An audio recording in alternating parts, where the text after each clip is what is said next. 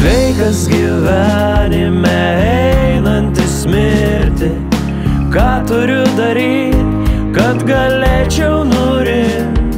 Kodėl toks tamsus man šiandien dangus?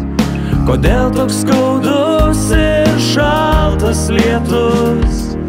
Slegia bėdos, slegia skausmas, gal kas išgirs, nes tai pagalbos šauksmas.